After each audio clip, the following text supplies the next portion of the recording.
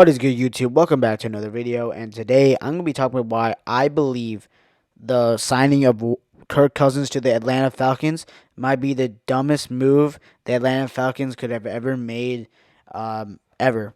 And without further ado, please like, please subscribe. We're on the road to 500 subscribers, and without further ado, let's get on with the video.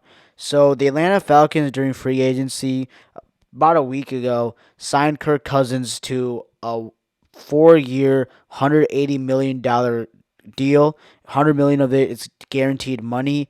And in my opinion, I think this was one of the most overrated decisions and most like dumbest decisions I've ever seen a franchise ever do.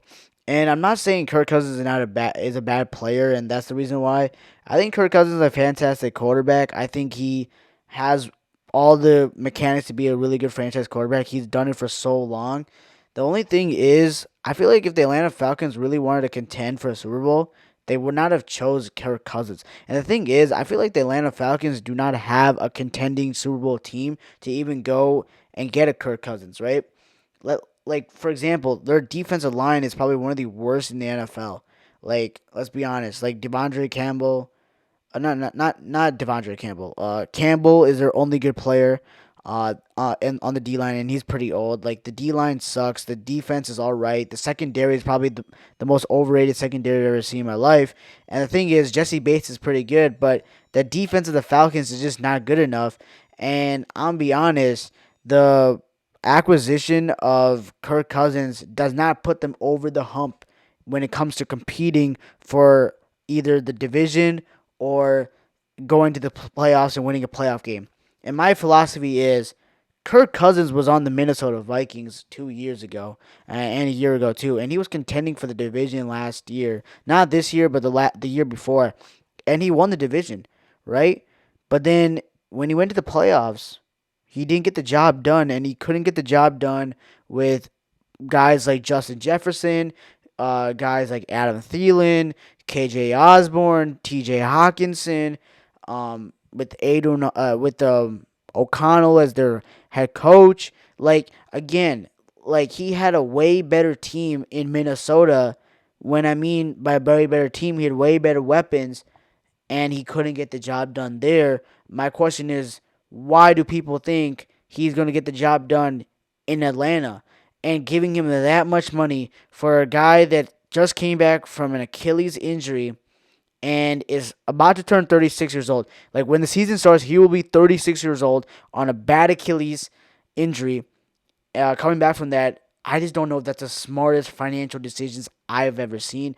I think that just it's gonna hurt the franchise long term, and you can argue that this contract might be as bad as Daniel Jones' contract with the New York Giants. The only reason why it's not as bad as the Daniel Jones contract is because Kirk Cousins is a proven player. He is a way better talent than Daniel Jones will ever be, and yeah, and that's basically it, honestly. But the thing is, Kirk Cousins' whole tenure as an NFL starter, he's only won one playoff game in his whole career.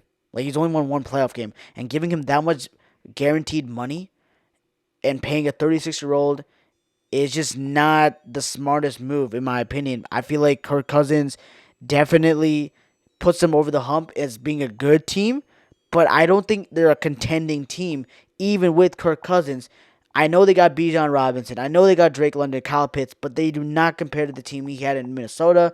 And let's be honest, he had a better coaching staff in Minnesota. He had a better wide receivers in Minnesota, better tight end in Minnesota, better offensive line. You can even argue a better defense in Minnesota. And he didn't get the job done there. I just don't see him getting the job done here.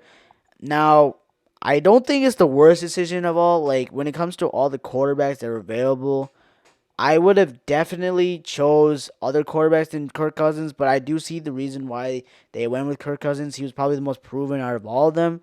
Now, my biggest regret if I was a Falcons fan is why did they not go for Justin Fields? Now, I understand Justin Fields has not been a proven player, and I just might be biased because I'm a Justin Fields fan, but I would have really loved him in Atlanta, man. Like that team, it makes sense, right? Justin Fields is a young quarterback. He makes sense. The Atlanta Falcons are not contending for a Super Bowl right now. Investing in a 36-year-old just doesn't make sense. I think Justin Fields honestly fits with the timeline of Kirk Cousins, and not Kirk Cousins, of the Atlanta Falcons, and it just makes way more sense. And also financially, it would have been way cheaper to get Justin Fields. Now I wouldn't mind if he was also the backup and waiting for Kirk Cousins, maybe signing Kirk Cousins to a 1 or 2 year deal. But obviously, Kirk Cousins wanted to have a bigger deal.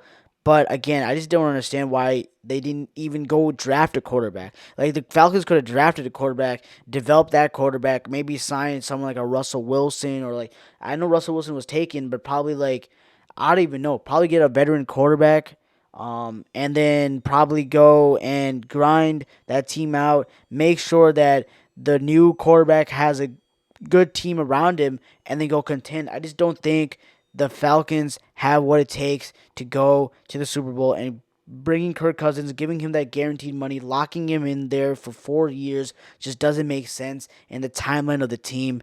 But y'all let me know in the comments. Do you guys believe in the Atlanta Falcons? Do you guys think that Kirk Cousins is the guy?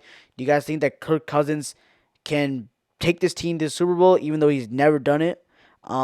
He's only had one playoff victory in his whole career. So let me know in the comments down below. And as always, peace out.